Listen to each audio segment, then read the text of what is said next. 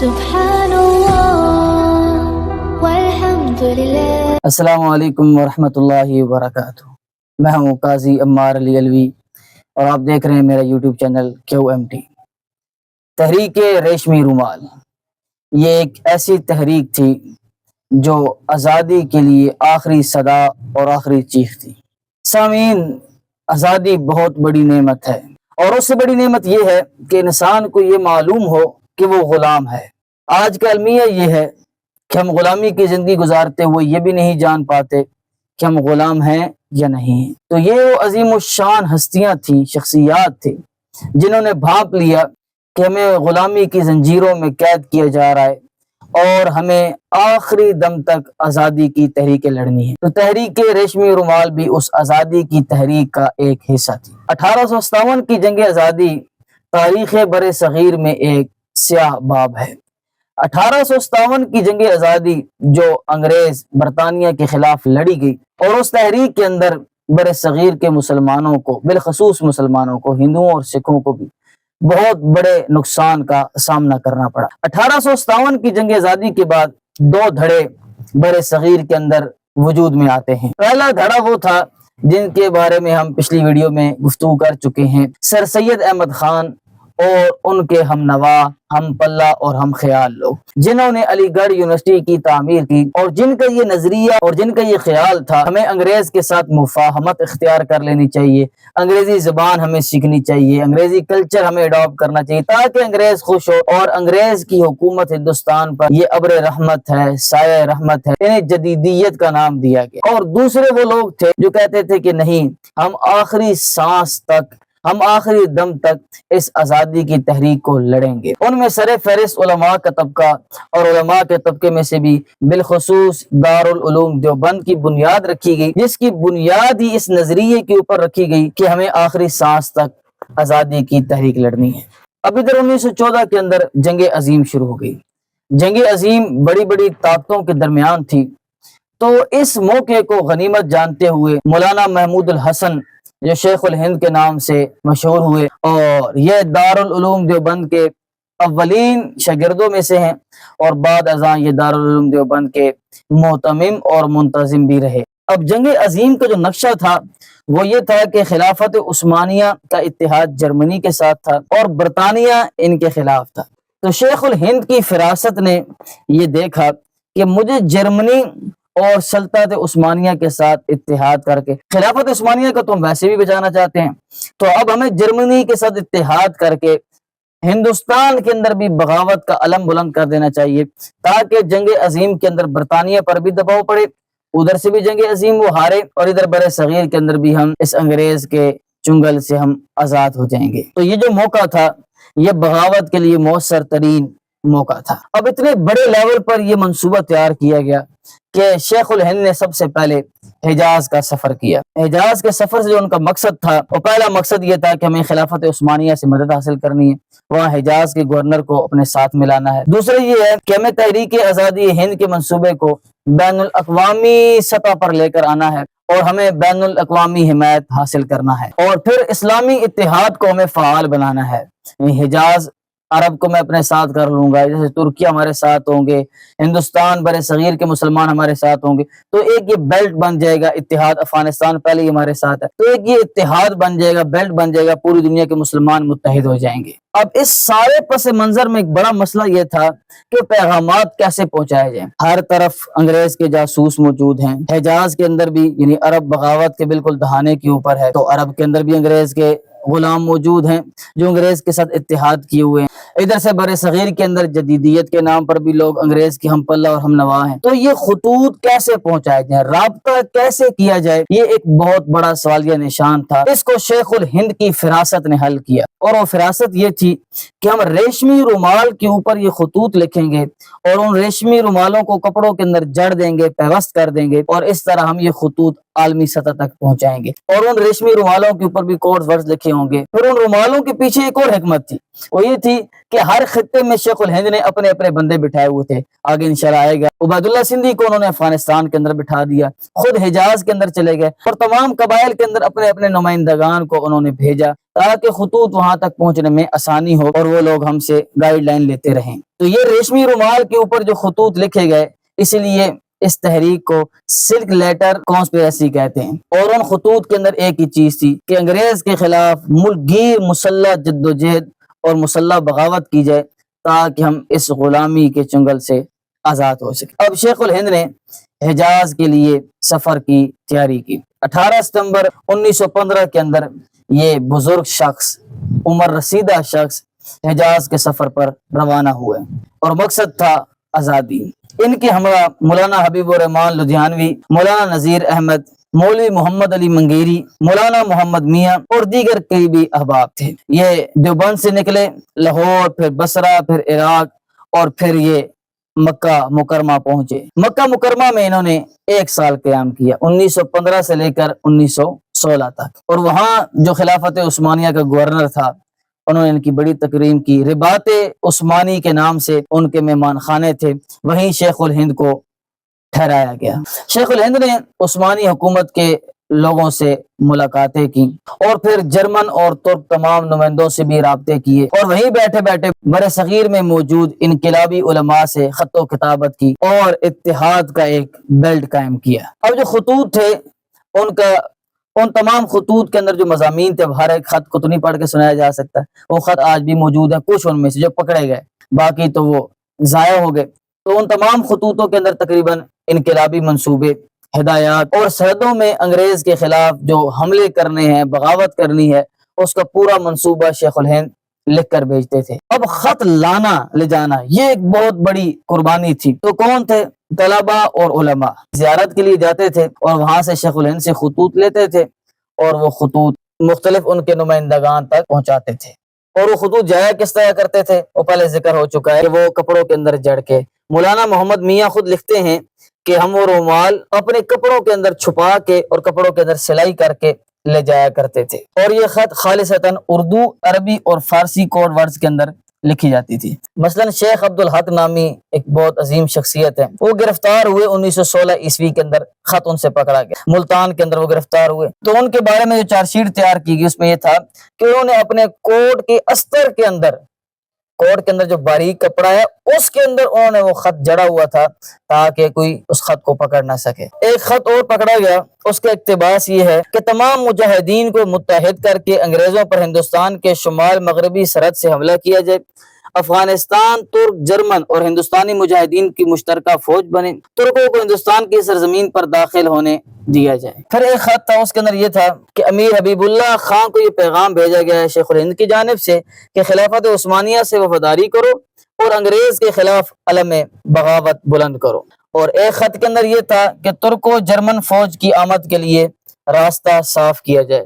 ایک خط یہ تھا عبید اللہ سندھی رحمۃ اللہ علیہ کے نام کہ افغانستان کے اندر جلد از جلد ایک عارضی حکومت تشکیل دی جائے تاکہ خلافت عثمانیہ اسے تسلیم کر سکے۔ اور ایک خط کے اندر بغاوت کے لیے تاریخ، مقام اور ہدایات درج تھی، اور اس کے اندر یہ طے ہوا کہ دلی، بنگال، پنجاب اور سرحد میں بیک وقت ہم بغاوت کریں گے۔ ایک خط کے اندر یہ جملہ تھا کہ اگر آپ خلافت اسلامیہ کی حمایت کرتے ہیں تو ہندوستان کے مسلمان اور قبائل آپ کے شانہ بشانہ کھڑے ہو جائیں گے۔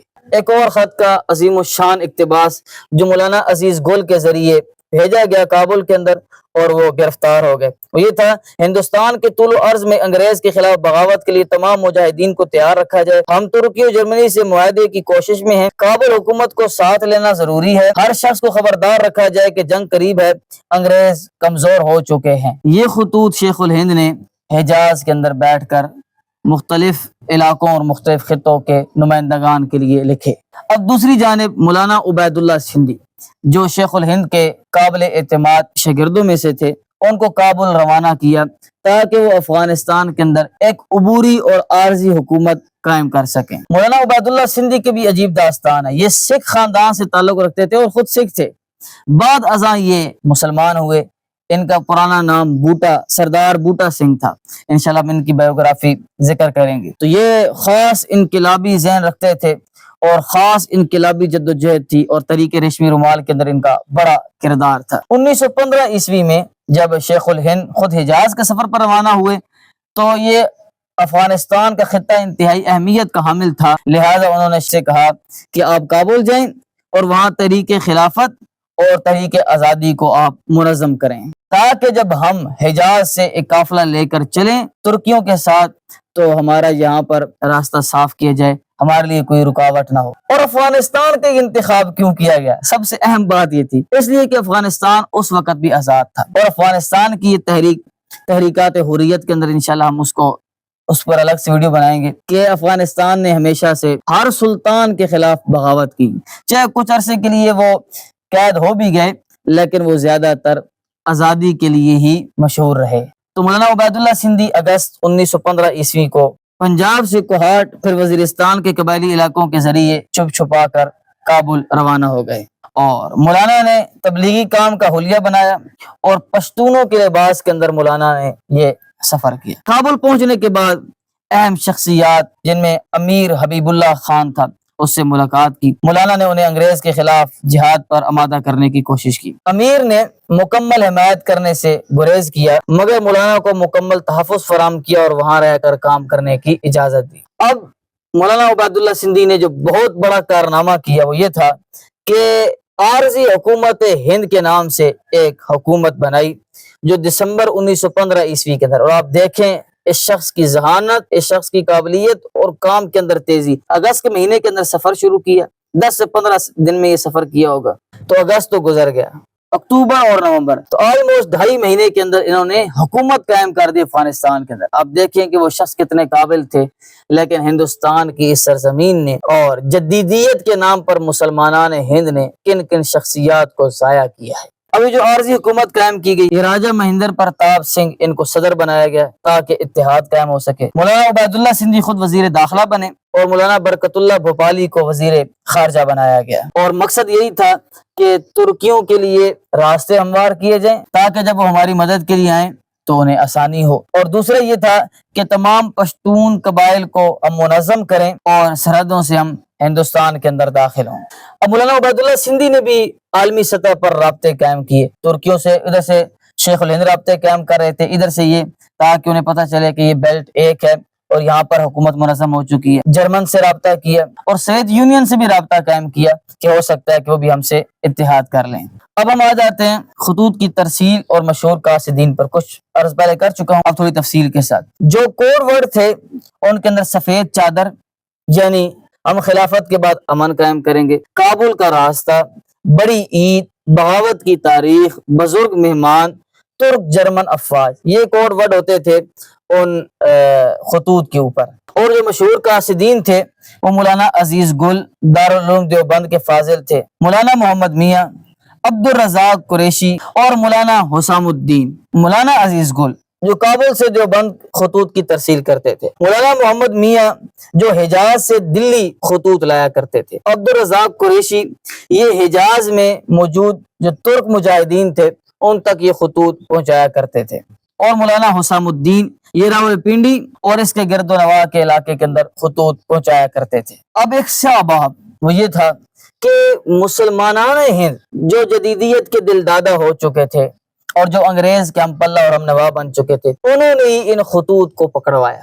یہ بہت بڑا المیہ ہے اور خطوط کے لیے جاسوسی کی مختلف نام دیے جاتے ہیں، مورخین کا اختلاف ہے. بہرحال یہ خطوط مختلف علاقوں میں پکڑے گئے. مولانا عزیز گل مکہ سے کابل جا رہے تھے، براستہ بلوچستان گرفتار ہوئے اور ریشمی رومال ان کی پگڑی سے برآمد ہوا اور ان کو لکھنؤ جیل کے اندر قید کیا گیا اور شدید جسمانی اذیت ان کو دی گئی.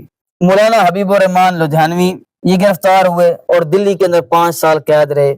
مفتی کفایت اللہ دہلوی کو نظر بند کر دیا گیا. عبد الرزاق قریشی کو جدہ کے اندر قید کر دیا گیا. اب ان غداریوں کا یا ان خطوط کے پکڑے جانے کا نتیجہ یہ نکلا کہ 1916 کے اندر برطانیہ نے غدر سازش کیس بنایا اور اس کیس کے اندر ان سب کو گرفتار کر لیا گیا اور شیخ الہند کو حجاز سے گرفتار کیا گیا اور جزیرہ مالٹا کے اندر اسیر کیا گیا۔ اور مولانا سلیمان ندوی لکھتے ہیں کہ وہ بزرگ شخص اس وقت دیکھنے کے قابل تھا کہ جسے جب لایا گیا جزیرہ مالٹا کے اندر تو ان کے بال بکھرے، داڑھی بکھری تھی اور ان کو انتہائی برے اور ذلت امیز رویے کے ساتھ لایا گیا، لیکن اس شخص کے چہرے پر طمانینت تھی اور وہ مطمئن تھے۔ اسی طرح مولانا عبید اللہ سندھی کو بھی جلا وطن کر دیا گیا۔ مولانا عبید اللہ سندھی جلا وطن ہو کر بخارا اور تاشقند چلے گئے اور پھر 1922 میں وہاں سے حجاز مکہ مکرمہ میں گئے اور اپنے استاد شیخ الہند کی مسند پر بیٹھ گئے اور وہاں اپنے استاد کی ملاقات کے منتظر رہے اور پھر 1939 عیسوی کے اندر واپس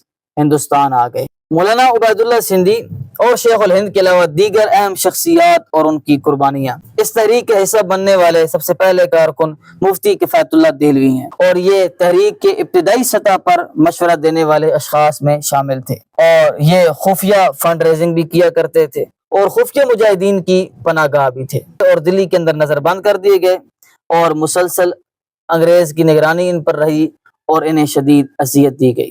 دوسری شخصیت ہے مولانا تاج محمود امروہی۔ یہ خطوط کی ترسیل کے اندر بنیادی کردار ادا کرتے تھے اور بتاتے تھے کہ اب کس کو کہاں جانا ہے، اور یہ مکران کے قریب گرفتار ہوئے اور ریشمی رومال ان کے کمر بند سے برآمد کیا گیا۔ کمر بند کے کپڑے کے اندر وہ جڑا ہوا تھا اور ان کو بھی دوران قید شدید تشدد کا نشانہ بنایا گیا۔ تیسری شخصیت ہے مولانا احمد سعید دہلوی۔ یہ دلی کے اندر تحریک کے لیے چندہ جمع کیا کرتے تھے اور لوگوں کی ذہن سازی کیا کرتے تھے، اور ان کی ایک بڑی اہم ذمہ داری تھی، وہ یہ تھی یہ خطوط کو محفوظ رکھنے والے خفیہ خزانچی بھی تھے اور یہ عظیمت کے پہاڑ تھے اور انہوں نے بڑی قربانی دی اور یہ بڑا انہوں نے انگریز کو چکمہ دیا اور بہت بعد میں یہ گرفتار ہوئے۔ ہمیشہ یہ نقل مکانی کرتے رہتے تھے تاکہ یہ خطوط انگریز کے ہاتھ نہ لگیں۔ بعد ازاں انہوں نے خطوط اس طرح ضائع کر دیے کہ انگریز کے ہاتھ وہی خطوط لگے جو انہوں نے گرفتار کرنے والے اشخاص سے برآمد کیے، اس کے علاوہ ان کے ہاتھ کوئی خطوط بھی نہیں لگے۔ اس کے علاوہ مولانا یحییٰ علی تھانوی، مولانا حبیب الرحمان لدھیانوی، مولانا انور شاہ کاشمیری، انہوں نے شرکت نہیں کی لیکن فکری مکمل طور پر پشت پناہی انہوں نے کی، اور قاضی عبد القادر کابل سے اور نواب محمود حسن خان ٹونک راجستھان سے۔ اس طرح تقریباً 60 سے زائد علماء گرفتار ہوئے اور یہ مختلف خطوں کے اندر، مختلف علاقوں کے اندر بیٹھ کر لوگوں کی سینسازی کرتے تھے۔ آپ دیکھیں اتنا بڑا نیٹ ورک تھا یہ، اور اس طرح یہ لوگ آزادی کے لیے جد و جہد کرتے رہے، قربانی دیتے رہے، لیکن شومی قسمت کہ ہم جدیدیت پسند لوگ اور ہم آرام پسند لوگ اور عیاش پسند لوگ، بر صغیر کی یہی تاریخ رہی ہے، ہم نے اتنی عظیم شخصیات کی قدر بھی نہ کی اور وہ آزادی کے باب کے اوپر اپنا نام جڑ کر چلے گئے۔ تحریک ریشمی رومال کی ناکامی کی کیا وجہ بنی؟ سب سے پہلی وجہ یہ تھی جدیدیت کے نام پر مسلمانان ہند نے اور دیگر اقوام نے بھی ان تحریک آزادی کے مجاہدین کا ساتھ دینے سے انکار کر دیا، تو عوامی سطح پر طاقت یہ عادی ہو گئی، اور یہ عادی طاقت کرنے والے کون تھے؟ جدیدیت کے نام پر، یعنی سر سید احمد خان وہ ان کے ہم نوا اور ان کے ہم پلہ اور ان کے ہم خیال لوگ۔ دوسری اس تحریک کی ناکامی کی وجہ یہ تھی کہ قبائلی علاقوں میں انگریزوں کے ایجنٹ موجود تھے جنہوں نے غداری کر کے خطوط پکڑوائے، اور اندرونی خفیہ غدار بھی تھے۔ مولانا عبید اللہ سندھی نے اس کا خود اعتراف کیا۔ کچھ ایسے لوگ تحریک میں شامل ہوئے جو در پردہ انگریزوں کے لیے کام کر رہے تھے۔ اگلی ناکامی کی وجہ یہ ہے مواصلاتی ناکامی۔ جو خطوط کی ترسیل کا انحصار تھا وہ قاصدین پر تھا، اور وہ بھی کپڑوں کے اندر جڑ کر وہ خطوط لے کر جاتے تھے، اس لیے کئی خطوط گم ہو گئے اور کئی خطوط تاخیر کا شکار ہو جایا کرتے تھے۔ اور پانچویں ناکامی کی وجہ یہ ہے کہ جو ترکی اور جرمنی سے اتحاد کیا گیا تھا افغانستان میں عبوری حکومت قائم کر کے، تو ترکی کے خلاف خود عرب کے اندر بغاوت کھڑی ہو گئی، اور شریف حسین جس پر ہم تفصیلی بات کر چکے ہیں، غدار ملت اور غدار قوم، اسی نے شیخ الہند کو حجاز سے گرفتار کروایا۔ تو چونکہ ترکی کے خلاف خود بغاوت ہو گئی اور جنگ عظیم کے اندر شکست کا سامنا کرنا پڑ رہا تھا ترکی اور جرمن کو، لہٰذا وہ براہ راست اس تحریک ریشمی رومال کو مدد فراہم نہیں کر سکے۔ اور نمبر 6، قائدین کی گرفتاریاں، یعنی شیخ الہند کا مکہ سے گرفتار ہو جانا اور مولانا عزیز گل، مولانا حسین احمد مدنی اور دیگر اشخاص کا گرفتار ہو جانا، یہ بھی تحریک کی ناکامی کی ایک وجہ بنا۔ اور سب سے بڑی وجہ یہ تھی کہ اہل وطن کی غفلت اور عدم شرکت۔ تماش بین تھے، دیکھتے ہیں جی چند اشخاص پر مشتمل لوگ کیا کرتے ہیں۔ یعنی آپ سوچیں کہ یہ چند نام میں نے ذکر کیے، ان ناموں کے علاوہ ہندوستان پورا علمی مراکز سے بھرا ہوا تھا، لیکن کوئی بھی ساتھ دینے کے لیے نہیں آیا۔ اس عدم شرکت کی وجہ سے مالی وسائل کی بہت قلت رہی، یہ بھی اس تحریک کی ناکامی کا ایک سبب تھا۔ تو اس طرح یہ آزادی کے نام پر دی جانے والی آخری صدا اس خطے کو، اس علاقے کو، وہ آخری صدا بھی ہمیشہ کے لیے مرجھا گئی، اور ہم ابھی تک یہ تعین نہیں کر پائے کہ ہم آزاد ہیں یا ہم غلام ہیں، ہم آزاد ہیں یا ہم غلام ہیں۔ بہت شکریہ۔ السلام علیکم ورحمۃ اللہ وبرکاتہ۔